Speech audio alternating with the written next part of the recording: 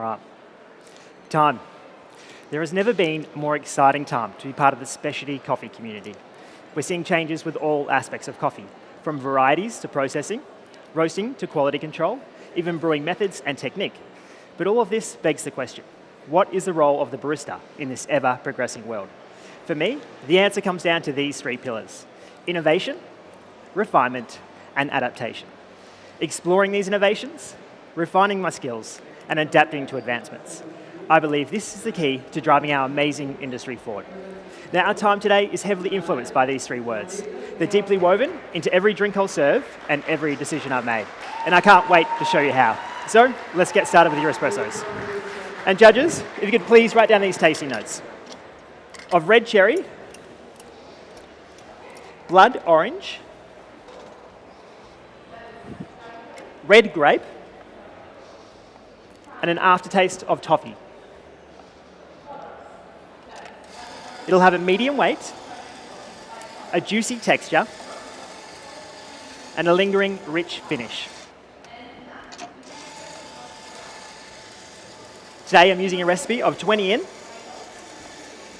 45 out, in 29 seconds.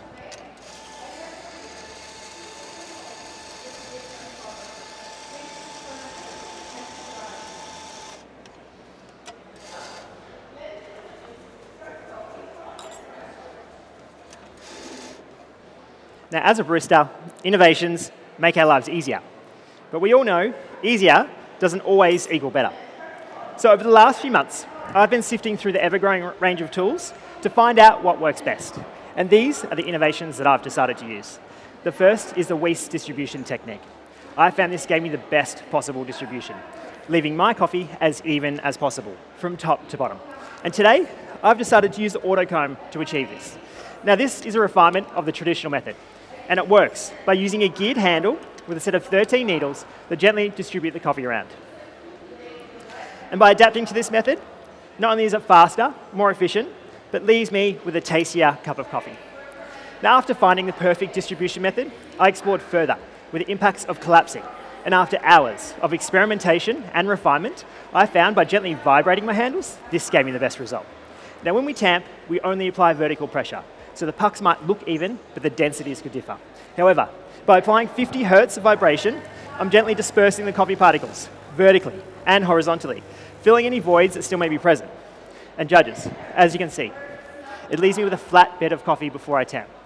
And by adapting to these methods, not only do I achieve higher extraction yields, a more balanced espresso, but it contributes to that juicy texture you're about to experience.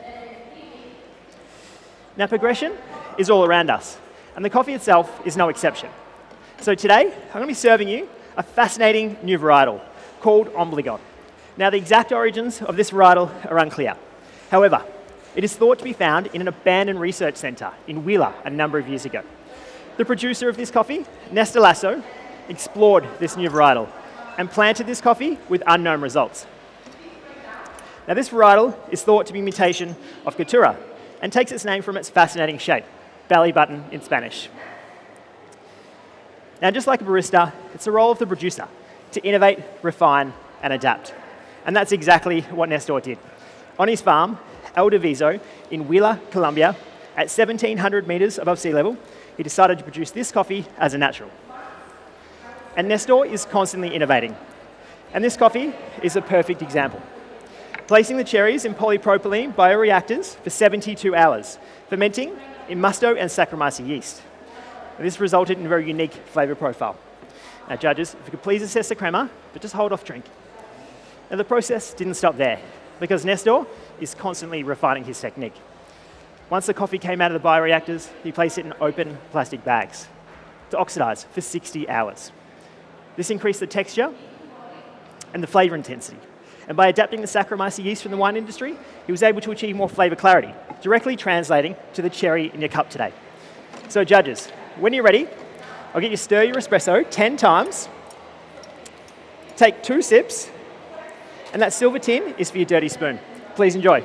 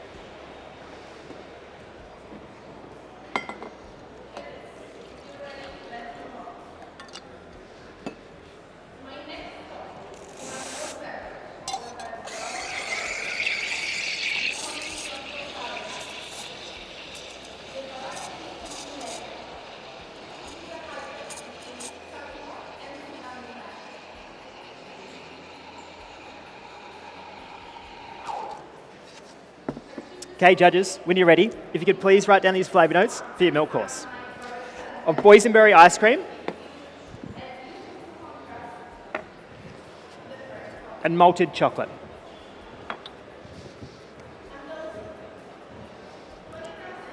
Now, if you haven't heard of boysenberry, it's a cross between a raspberry and a blackberry. Now, over the last few years, we've been seeing lots of innovations in the milk course, from cryodesiccation to freeze distillation. Now, these two methods have produced some of the best milk coffees I've ever tried, and it's a perfect example of the role of the barista in this ever-progressing world. However, over the last 12 months, I've been looking at ways to refine these methods, a way to remove just water from the milk, leaving all the important minerals behind. And I've found a way that did just that, vacuum distillation. Now, this is the process of applying a gentle heat to frozen milk under vacuum pressure to remove some of the moisture content. This allows the water to turn to a vapor at temperatures as low as 20 degrees, preserving the flavors of the milk that we would have lost if we applied more heat. Now, by adapting to this method, it allowed me to have complete control of the amount of water I took out, in this case, 33%. This left me with a rich and creamy milk and a balanced texture. Now, today I'm using a recipe of 21 in, 35 out in 29 seconds. And today I've decided to use full cream milk, as I found it best articulated my coffee's flavour. Now, with a refined milk, I needed a refined roast. So my roaster and I use modern innovations, such as roasting software, to meticulously control every variable we could. We slowed down the drum speed to 50 RPM to maintain a rich sweetness. 7 heat adjustments to articulate the acid, and minute airflow adjustments to maintain a steady declining rate of rise. And finally, a 2-minute and 20-second development time with intensity to cut through this rich and creamy milk. Now, judges, please enjoy, and I'll be back with you in just a minute. Cheers.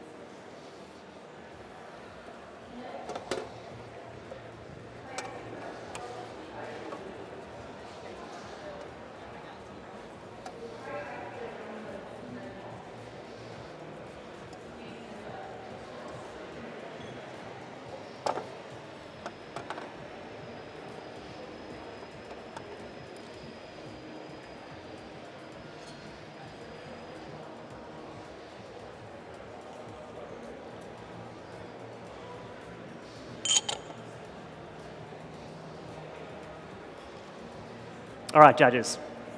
Now for the signature course. The role of the barista is to innovate, like the use of the vibrating table and vacuum distillation. The role of the barista is to refine, like the use of the autocone. And the role of the barista is to adapt to all of these new advancements. But it's not just up to the barista, it's up to all of us to use these pillars. Just like Nestor did, producing this amazing obligon. And just like my roaster did, producing this amazing roast. We're all part of the same community that work together to produce the final beverage. And by doing so, hopefully we inspire the next generation of coffee professionals to do the same. So my concept for my signature course today is to take the inspiration I've received from innovating, refining, and adapting as a barista, as well as from my producer and roaster. So let's start with the producer. I've taken inspiration from Nestor's ability to control flavors with yeast and bacteria. But today, rather than using Saccharomyces yeast, I'm going to be using lactobacillus bacteria. Now, for this ingredient, I'm adding 10 mils of lacto-fermented raspberry. And to create this ingredient, I've got 100 grams of raspberries, and I've adapted the environment in this jar to produce just lactobacillus bacteria to grow by adding 2% salt. I then store this for 4 days at 23 degrees Celsius, where the lactobacillus bacteria converts the sugar to lactic acid. Now, I chose raspberries because it works perfectly with the tropical notes in this espresso to give us a new flavour of guava. And now for the roaster. I've taken inspiration from my roaster's ability to refine his roasting profiles to new varietals, such as the obligor. So for this ingredient, I'm adding 10 mils of a clarified milk solution. And to create this, I've got 100 mils of the milk concentrate I used in your milk course. And I'm refining this ingredient by adding 5 mils of a citric acid solution, 1 part citric acid to 100 parts water. I then place it on the vibrating table over there to help me separate it into curds and whey. I then pass this through a paper filter. And by adding this to the drink, it works perfectly with those boysenberry notes in the milk course to give us a new flavour of red apple in this course. And finally, the barista. I've taken inspiration from vacuum distillation. And I've taken this innovation and I've adapted it to this ingredient. So for this, I'm adding 10 mils of a vacuum boiled bergamot tea. And to create this, I've got 100 mils of water and 10 grams of a bergamot tea. I then store this in a vacuum chamber at 500 mTOR for 20 minutes. But rather than freezing the tea, like I did with the milk, I left it as a liquid, allowing it to boil at 20 degrees Celsius. This preserved the flavours of the tea that we would have lost if we applied more heat. Now I chose tea because it works perfectly with the cherry in this espresso to give us a new flavour of apricot in this course. And finally, the most important ingredient, the espresso, an ingredient that we all played a part in creating. So I've added 4 espressos of the obligor, extracted to the same numbers as your espresso course. And I'm serving it cold for flavour clarity today. By placing it in this blender, it helps create a tighter foam structure. Now judges, if you haven't already, if you could please write these tasting notes for this course. Of guava, red apple, and apricot.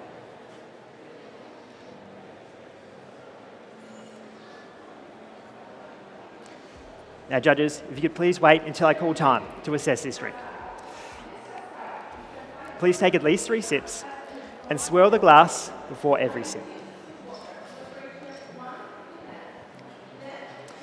Now judges, the specialty coffee industry is full of innovation, refinement, and adaptation. We are constantly seeing new ideas and coffee reaching new heights. The very best baristas are able to refine and adapt these new ideas to push the industry forward and to inspire others.